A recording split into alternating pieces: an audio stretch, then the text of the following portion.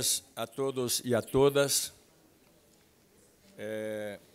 Muchas gracias por la invitación. Por cierto, es un gran honor participar de este tercero encuentro hacia un movimiento pedagógico latinoamericano.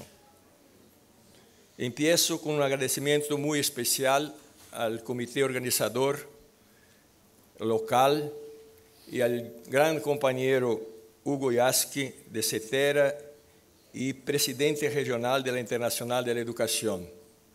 Hugo peleó en la dictadura y ahora pelea con la dictadura quizás del pensamiento neoliberal que vuelve al gobierno de la hermana nación argentina.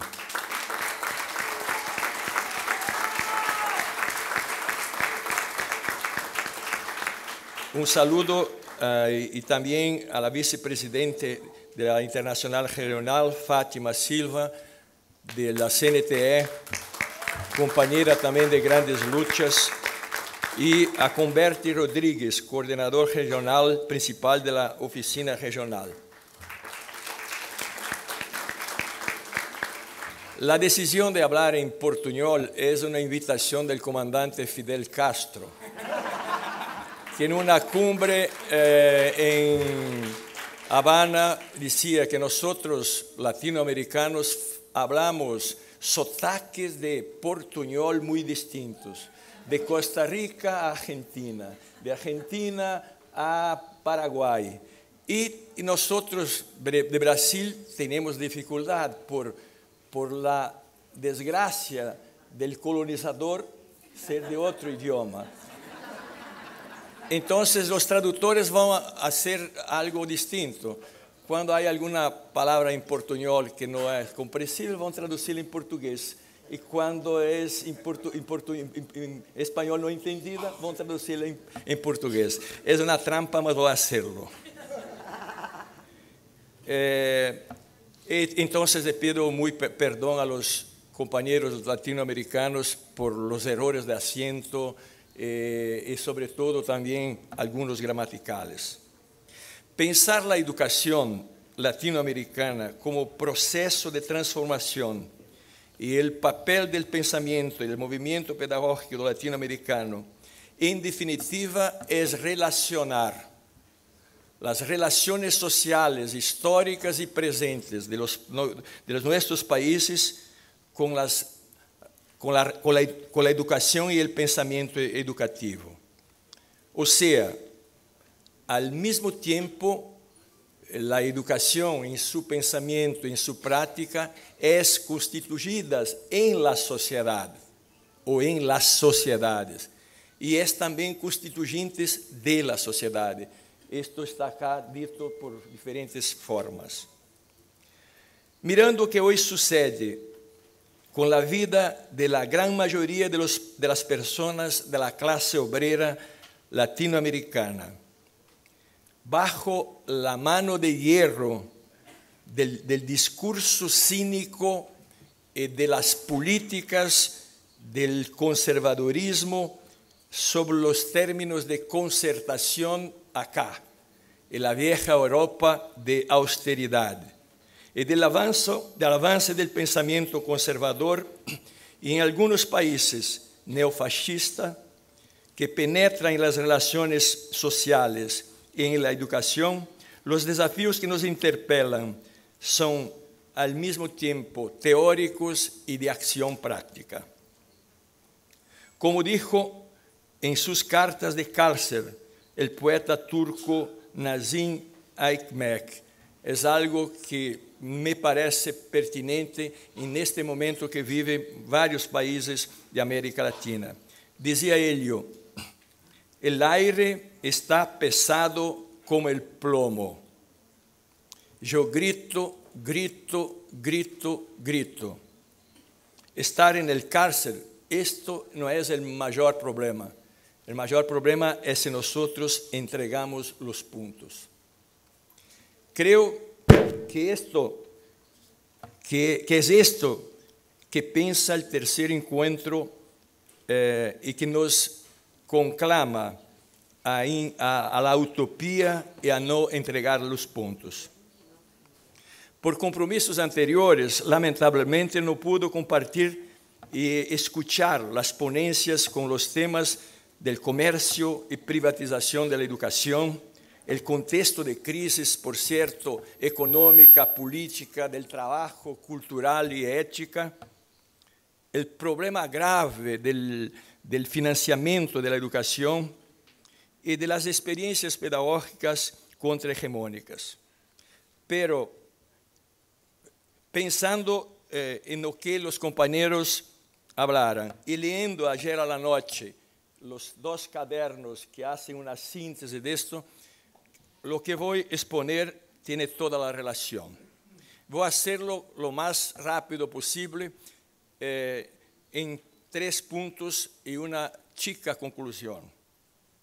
Una mirada histórica para ver de dónde nosotros partimos. Pensar dónde estamos y cuáles son las peleas teóricas y prácticas. ¿Qué sucede con la educación en el mundo y en América Latina bajo la doble regresión? Esta muy explícita cuando la educación empezó a ser pensada como capital humano. Y hoy una regresión más dura, porque esta tesis del capital humano, aunque de forma desigual, tenía la mirada de integrar. Hoy lo que se piensa en el gobierno del capital es que no hay hogar para todos. Y por fin, donde el nuevo en el siglo XXI se manifiesta más claramente en América Latina, en el pensamiento, en la práctica educativa. El libro Vienas Abiertas de América Latina, de Eduardo Galeano, In Memoria, que marcó mi generación, a mi juicio, es la síntesis hasta el presente de lo que dominantemente los proyectos de sociedad y de educación en América Latina pautaron. Colonización, esclavitud como herencias que marcan la teoría y la práctica de las burguesías nacionales. Todavía burguesías locales, no nacionales. Y voy después a decir por qué. Colonización económica, colonización cultural, colonización lingüística, incluso colonización de los dioses. Los distintos sentidos de colonización. Yo soy el 7º hijo de una familia colona, que tenía poquita tierra y por tanto trabajaban la tierra de los otros.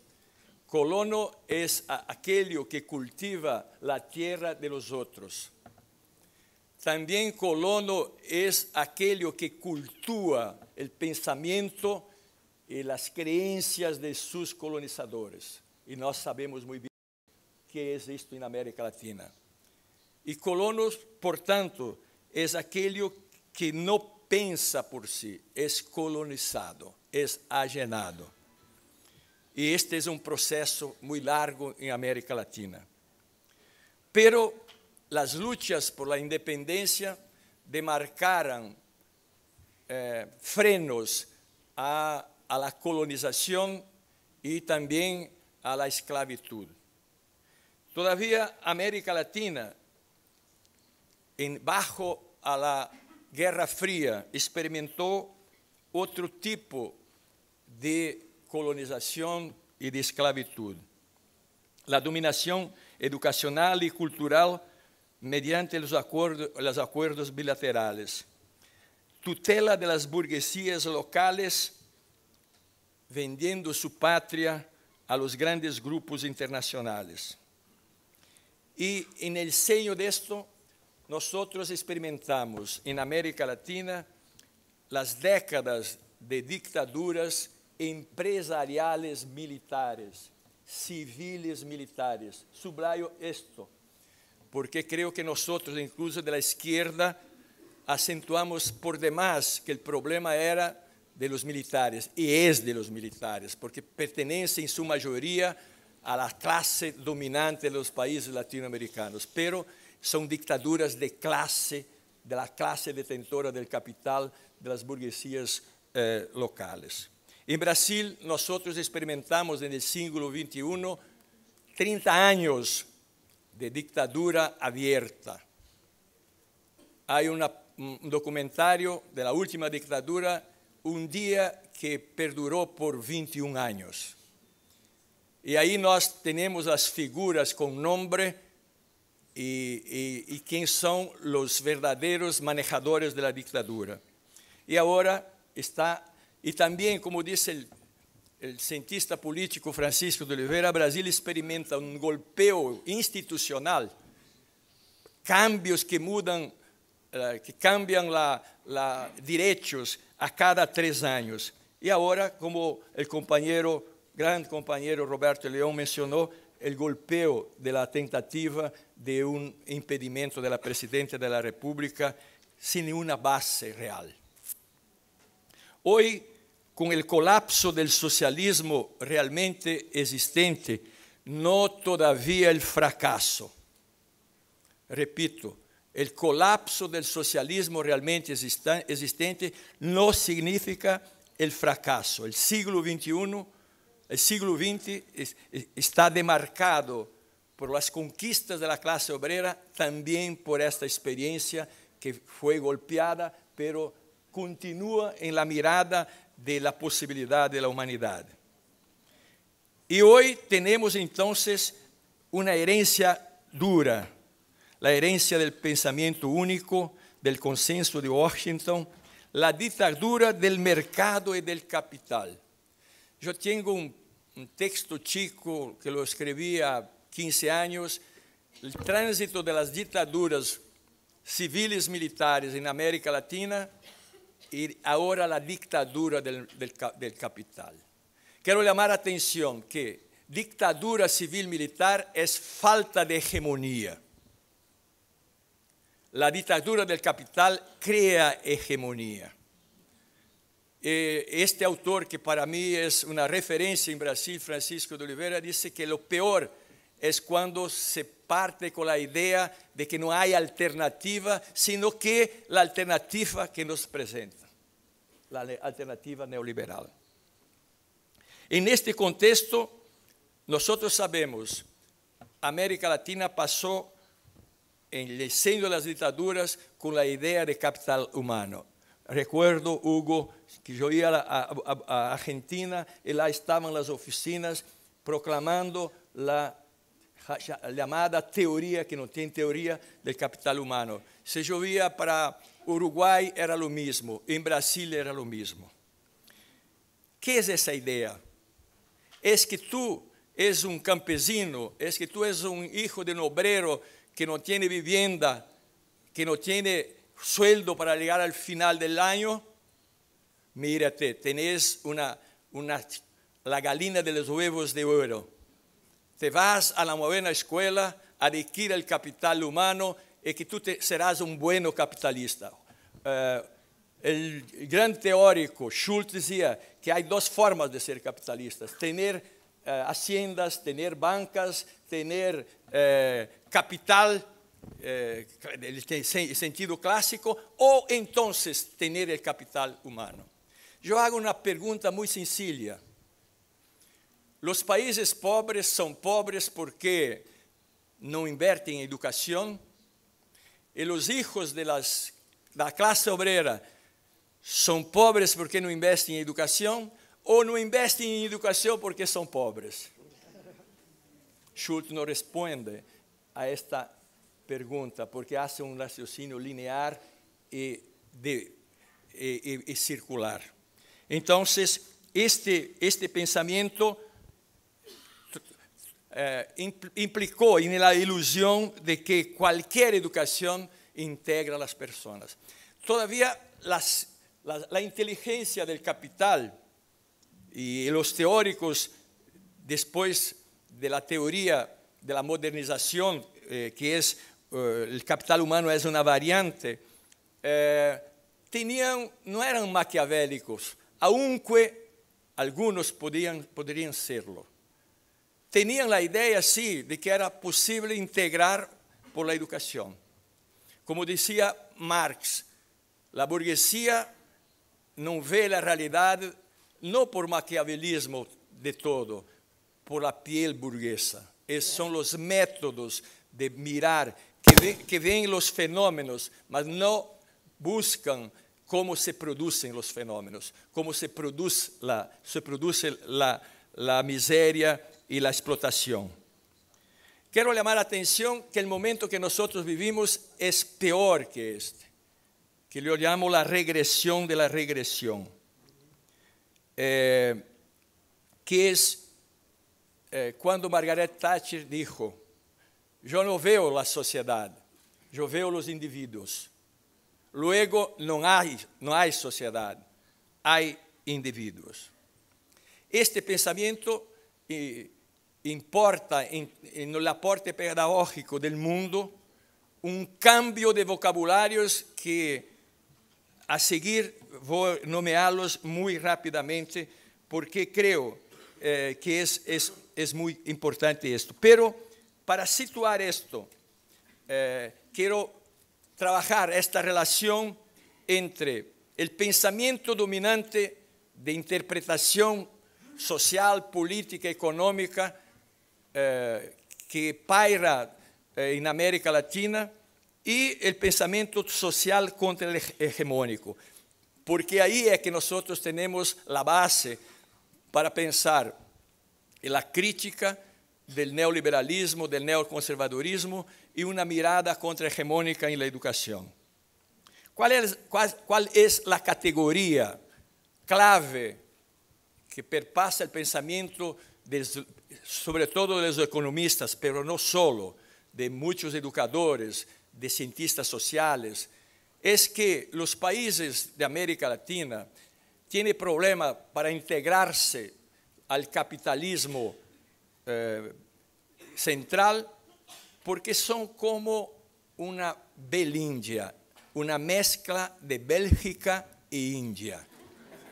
Sí, esta es una expresión de un economista brasileño llamado Bacha. ¿Y cuál es la tesis de Perro? Es que en Brasil, Argentina, Costa Rica, Uruguay, Paraguay, Venezuela, hay un puñadito de gente muy culta, con un nivel superior, que anda de coche, que tiene casa propia, y por tanto tiene valores de consumo. Y la gran mayoría son semi-analfabetos, trabajan informalmente, tiene valores religiosos, etcétera, etcétera, etcétera. Y lo que dificulta de sermos Bélgica es India. Los pobres son los culpables. Esta es la tesis fundamental. Entonces, la concepción de modernización es que si los pobres quieren ascender, tienen que ir a la lucha buscando mejores empleos, buscando educación, etcétera, etcétera. Es un raciocinio absolutamente cínico. ¿Cuál es el pensamiento latinoamericano? Este es originalmente latinoamericano, contrahegemónico a esto. Es de que en América Latina se construyó sociedades de capitalismo dependiente. No solo dependientes, porque esto pasa la idea de que la relación es del imperio para acá solo. Y olvida que es de allá y de acá para allá, porque es el consentimiento de las clases dominantes locales.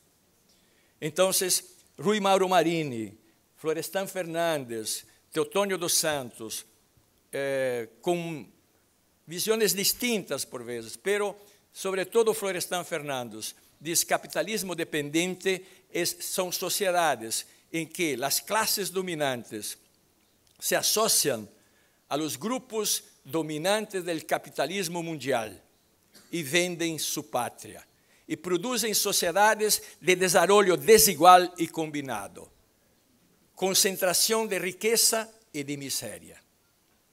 Este es el contrapunto, o como dice entonces Francisco de Oliveira, en las sociedades latinoamericanas, las burguesías producen la miseria y se alimentan de ella.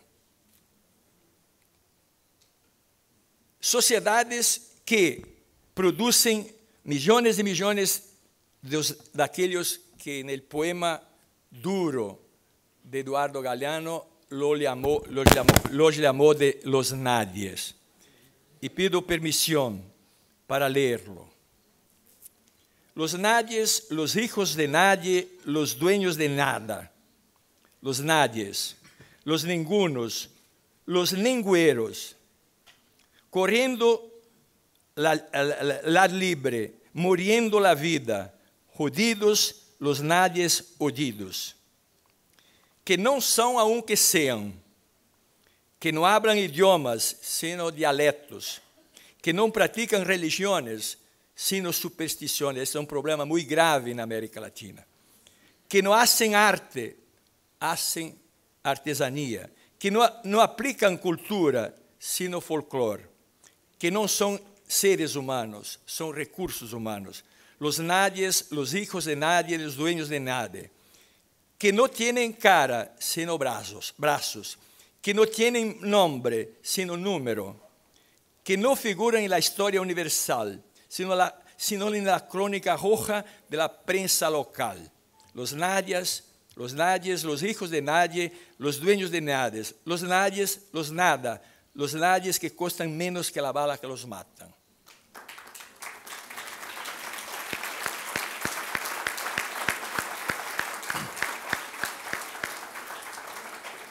Hay una categoría en las estadísticas brasileñas, que no lo sé si en otras en América Latina, que se llama los nen,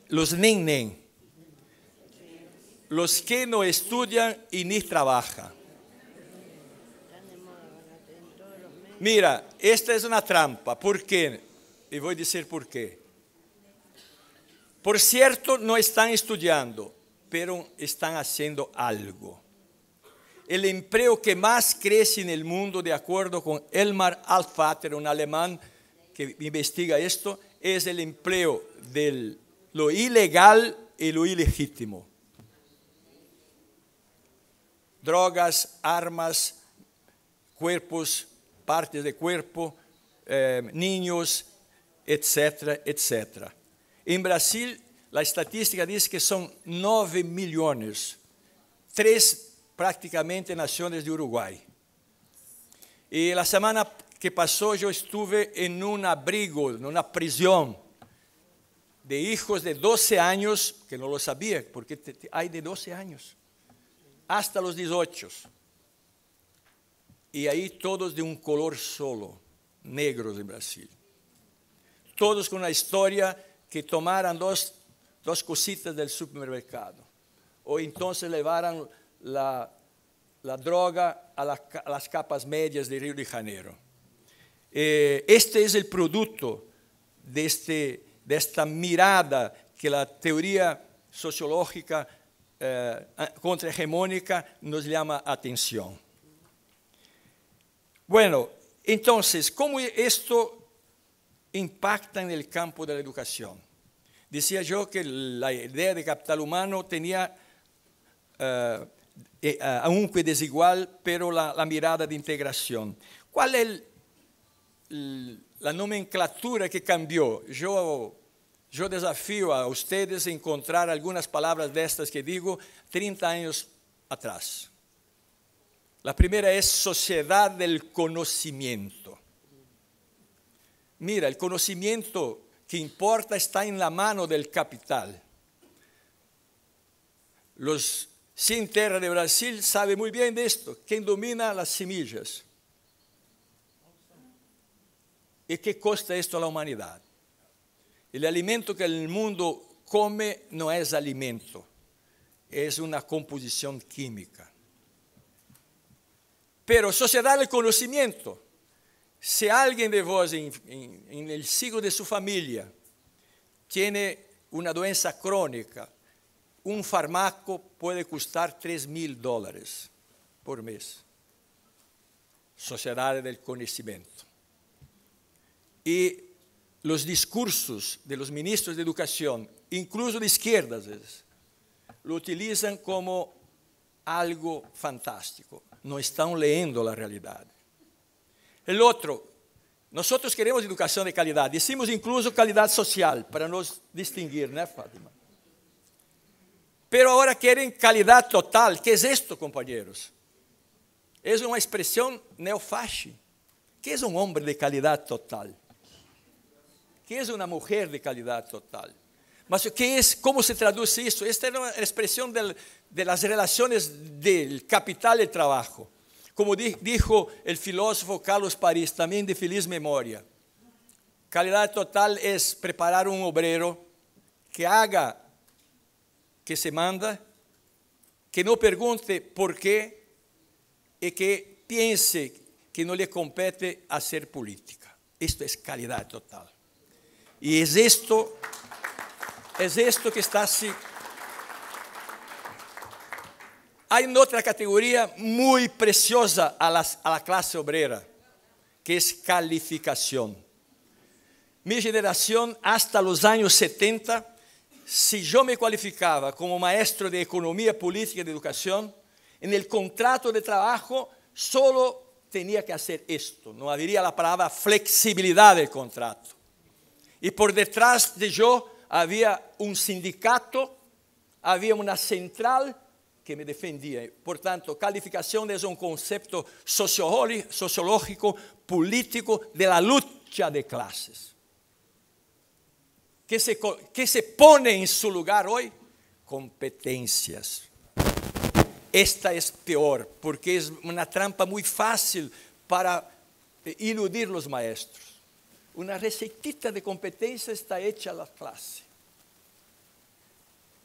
Todavía nós queremos médicos competentes, nós queremos pedagogos competentes. Nada contra o término linguístico competencia, pero el sentido de relación social es otro.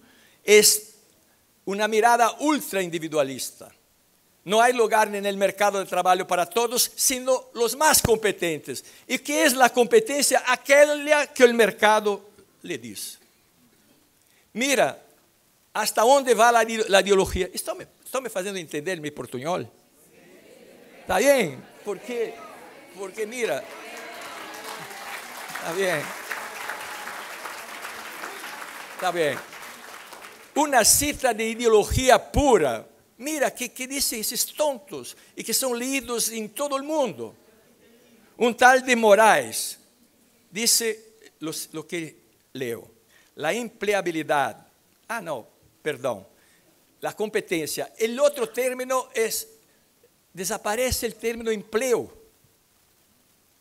Aunque explotado, super explotado, pero es una palabra incómoda a las políticas del consenso de Washington. No hay empleo a todos, tú eres empleable.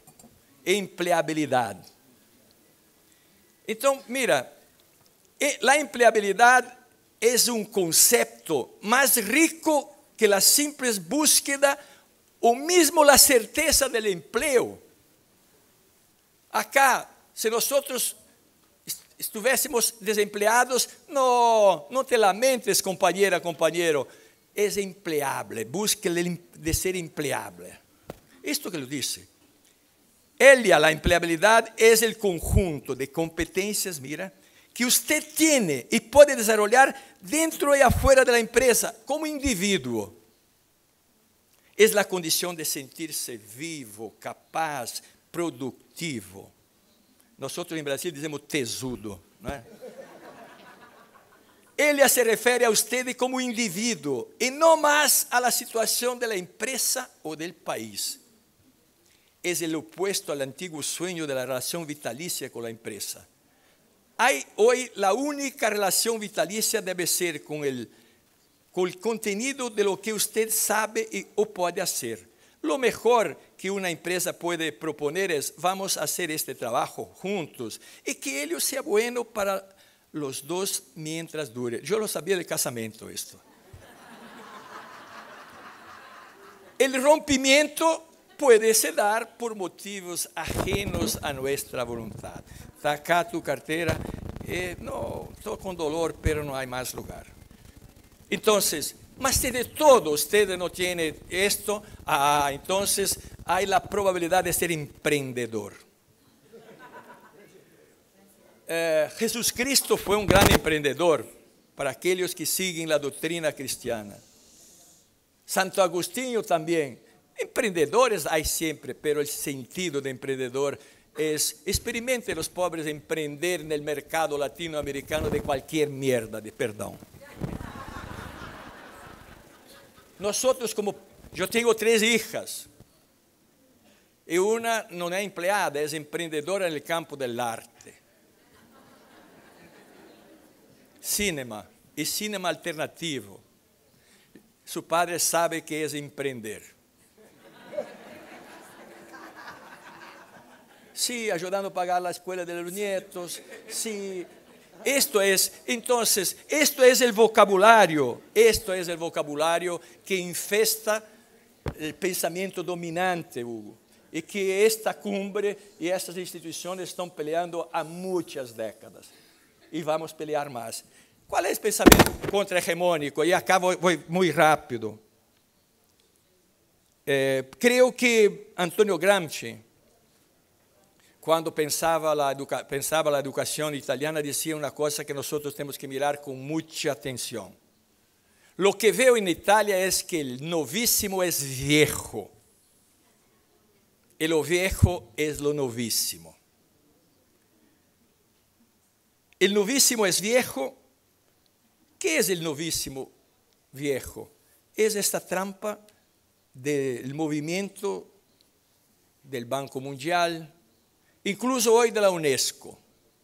Yo suscribí un documento internacional que partió de España, llamando atención a UNESCO, que está totalmente subserviente a las ideas del Banco Mundial. Y UNESCO tuvo un papel muy distinto, aunque podamos discordar de puntos en América Latina. Hoy está alineada a la estandarización que ustedes tienen ahí. Está alineada a que no hay maestros, hay entregadores de saber.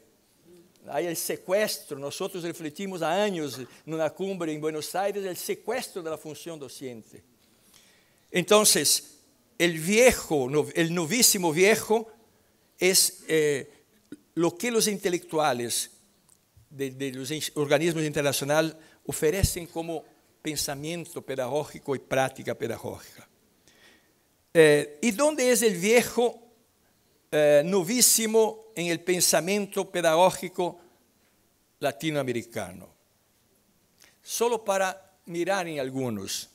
José Martí y su pedagogía de la emancipación, el antiimperialismo y la integración latinoamericana que estamos haciendo aquí. José Martí.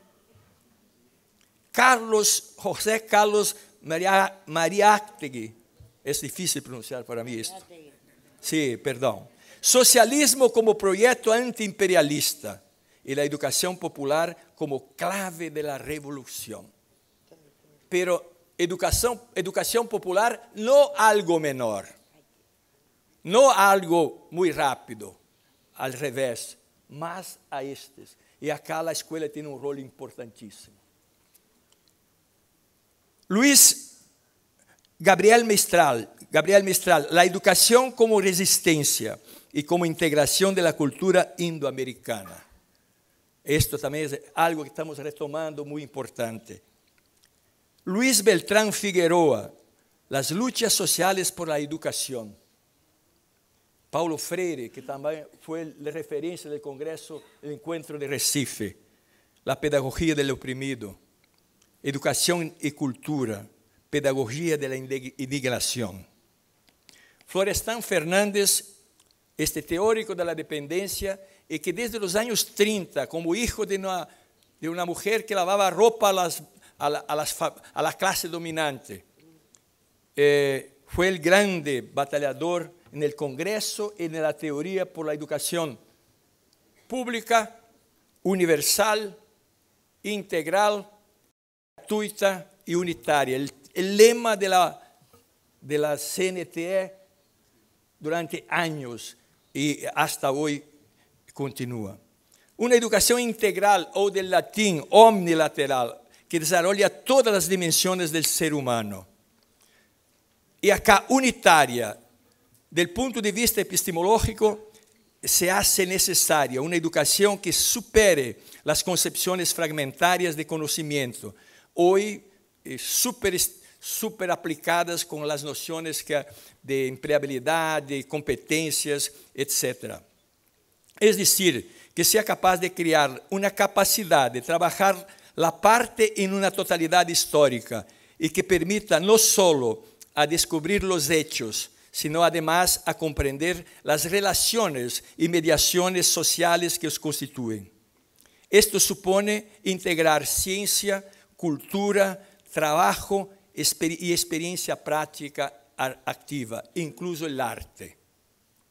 Universal, que permita a cada ser humano alcanzar los conocimientos y de su tiempo histórico. Cuanto más universal se alcanza, más humanizado se es. Esto es una expresión de los clásicos del socialismo. Pública, gratuita y laica, si no, no es para todos. Y acá es muy interesante la análisis del historiador Hobsbawm, cuando señala de que para tener derechos de carácter universal, ni la iglesia, ni la empresa pueden permitir esto. El Estado, pero no este Estado. Y acá hay una discusión muy importante que estaba en el programa, la crítica de Marx al programa de Gotha. Decía Marx, la educación tiene que ser financiada, mantenida por el Estado, por fondo público, pero lejos que el Estado y la iglesia sean los educadores. Laica es nombre de una perra que se fue, sí, el primero Sputnik, sí, pero no es de esto que se trata. Laica significa que la educación es de la sociedad y es de la disputa, del conflicto de la sociedad. Por tanto, nosotros estamos acá peleando por la laicidad. Representamos parte de la sociedad y tenemos que escuchar partes de la sociedad acerca de este tema. ¿Quién y qué espacio se anuncia el nuevo en la educación del siglo XXI? Esto creo que es un tema muy importante por los sindicatos de trabajadores, no solo de educación, pero porque los hijos de la clase obrera están en la escuela pública. Y por tanto, este es un tema a trabajar, incluso invitando quizás compañeros observadores de sindicatos que son hermanos en la lucha por sociedades más justas. ¿Dónde es entonces que se piensa esto? ¿Y cuál es la relación que yo hago? ¿Cómo pensar la educación y cómo desarrollar el pensamiento crítico pedagógico latinoamericano que no solo quiera reformar el capitalismo, aunque que reformarlo puede ser un paso importante, pero ir más allá del capitalismo? Como dice Mesaros, necesitamos de reformas más radicales. Por cierto, el nuevo del pensamiento pedagógico latinoamericano está en varios espacios. Las confederaciones y otras instituciones aquí presentes son testimonios y actores de esto. Mientras, el nuevo del pensamiento pedagógico en los distintos países latinoamericanos viene de las luchas, de los movimientos sociales y culturales, de los que quieren no solo reformar el capitalismo, como dicen, pero quieren superarlo. Así es en Venezuela, Ecuador, Bolivia, Perú, Colombia, Argentina, Brasil y, por cierto, en Costa Rica, Nicaragua y todos los países hay luchas. Pero hasta hoy solo Cuba, con la Revolución Popular de los 53, creo, y después Revolución Socialista, es el país que hubo una revolución social, donde hubo una revolución social y, por tanto, una revolución en educación. Y es una vergüenza al imperio y las naciones ricas tener analfabetos en su seno cuando la chica Habana le ofrece hasta la universidad a todos.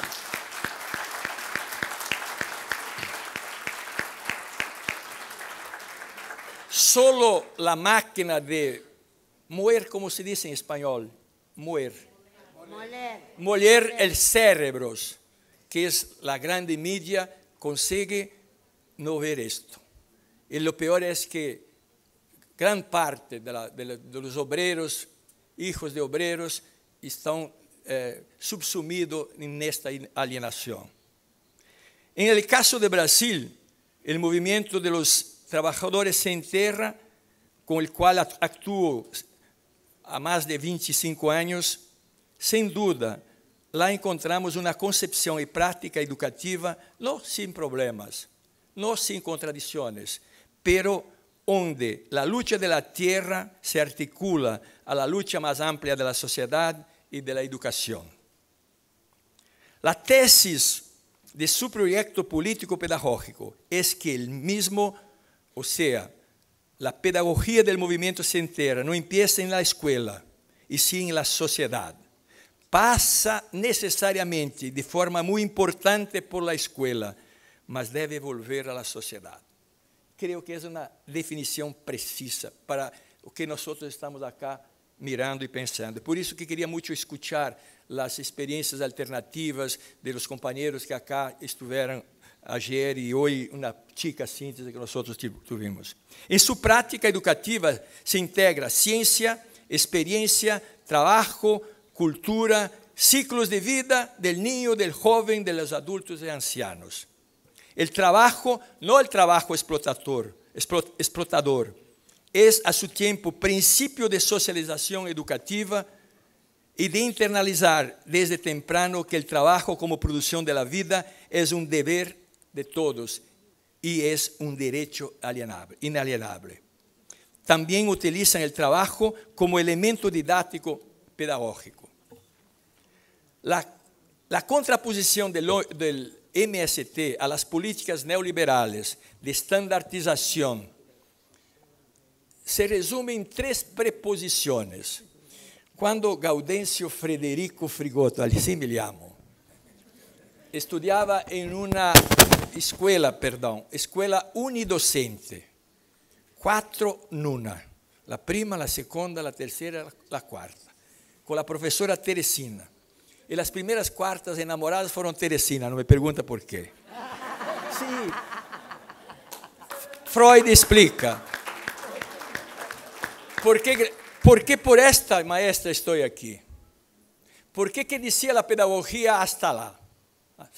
Es que el campesino, el Frigoto, los 9 hijos de Miguel necesitan leer, escribir el nombre y hacer sumar, dividir y multiplicar. Más dividir, ¿no? Más dividir. Entonces, educación para el campo. O sea, una educación menor. Después, cuando la migración empezó y que Río de Janeiro, São Paulo, tiene más personas en favela do que en la integración de la ciudad, entonces fixar el hombre en el campo, ¿cómo fixarlo? Este es un ciudadano que no tiene derecho de tener tránsito.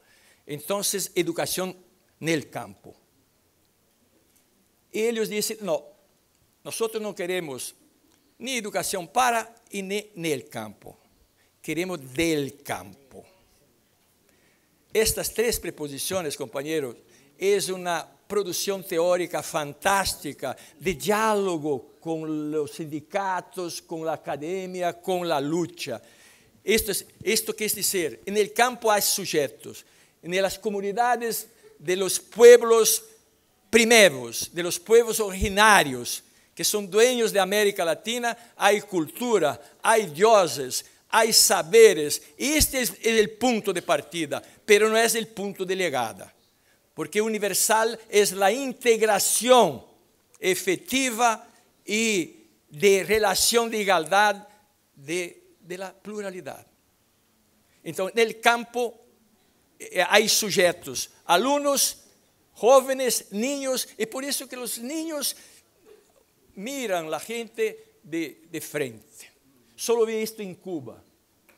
Solo isto em Cuba. E cantam a internacional como hino a la patria. E, portanto, creio que esta é uma experiência que muitos de vocês conhecem e que valeria a pena reflexioná-la nisto. Esta está a luta pela sociedade, e por isso que o último congresso do MST foi qual a reforma popular que a sociedade quer e que alimento o mundo quer comer. Por exemplo, os grandes produtores de alimentos de América Latina dizem: nosotros provocamos a seguridade alimentar ao mundo. Em Brasil, que é o grande exportador de alimentos, tínhamos hasta 15 anos 40 milhões de pessoas que não comiam 3 refeições por dia. E notabilizou o presidente Lula nisso. Todavia, Katia Abreu dizia: alimentamos o mundo, mas não alimentava o próprio país. Sim, o capital coloca o maíz onde lhe dá mais lucro. E, portanto, podemos concluir com o camarada, companheiro, também de feliz memória e sem medo, Carlos Marx. Solo a classe obrera pode convertir a ciência, e eu diria a educação, de dominação em uma força popular. A ciência solo pode desenvolver o seu genuíno rol em la República del Trabajo. Se vocês vão no dicionário de economia marxista de Botmore, encontram uma definição muito boa de tecnologia. Esta é outra trampa na educação, o fetiche da tecnologia.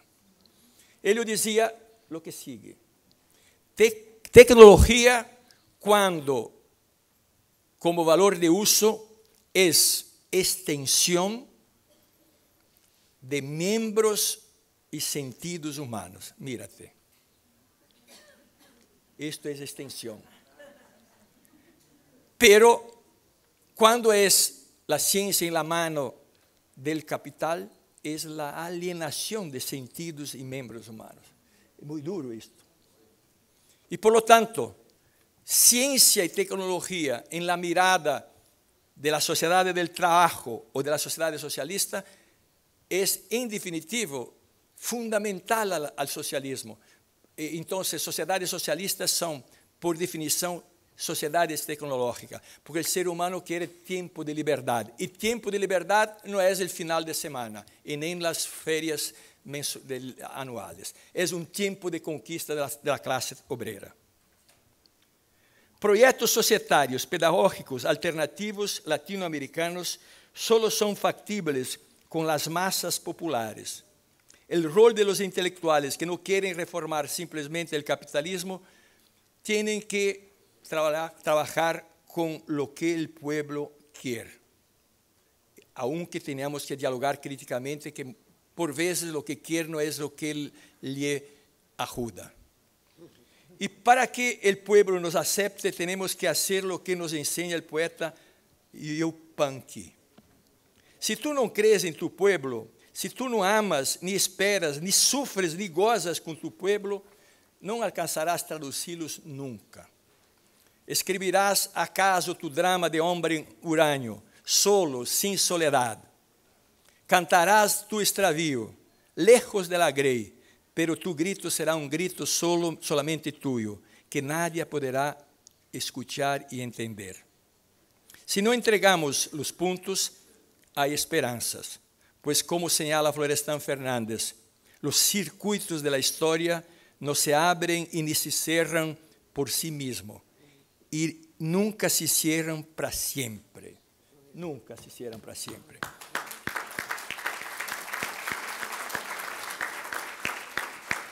Son los hombres y mujeres en lucha, en conflicto, que abren o cierran los circuitos de la historia.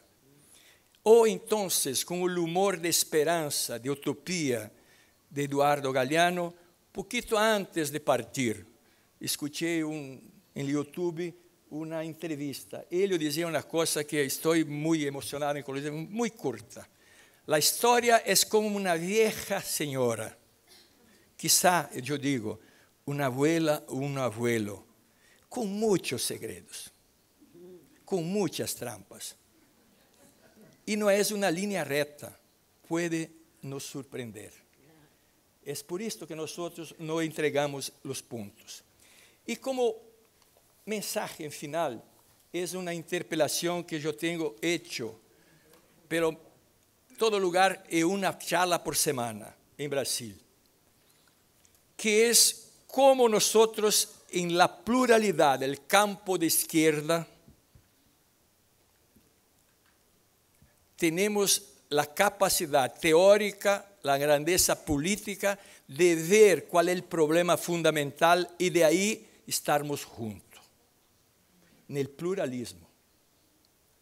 Y ahí voy a leer a ustedes una cita muy corta de un gran compañero filósofo brasileño llamado Leandro Conder, menos conocido en América Latina, que al volver del exilio le sacaron una chica entrevista del jornal Periódico de la Tarde de São Paulo y le preguntaron cómo veía la derecha. Y él la define. Y lo dijo de la siguiente forma. El pluralismo de la derecha, el pluralismo es muy plural. Sí, la derecha pelea por intereses. El pluralismo de la derecha presupone una unidad substancial, profunda e inabalable. Mira, nosotros todos tenemos cómo entender eso. 3 palabras de un sentido radical. Una unidad substancial, profunda e inabalable. Todas as corrientes conservadoras, religiosas, leigas, otimistas ou pessimistas, metafísicas ou sociológicas, moralistas ou cínicas, concordam em um determinado ponto substancial, profundo e inabalável. Ou seja, impedir que as massas populares se organizem, reivindiquem, hagam política e criem uma verdadeira democracia.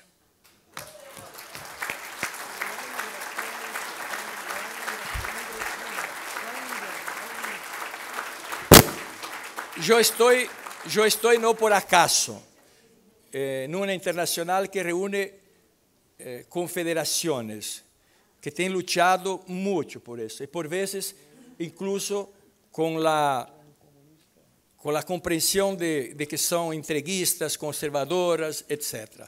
Pero creo que nosotros tenemos que seguir. ¿Seguir cómo? Buscando esta unidad substancial, profunda e inabalável. La interpelación que yo hago a mí mismo es, ¿qué es esto para el pluralismo de izquierda? Gracias.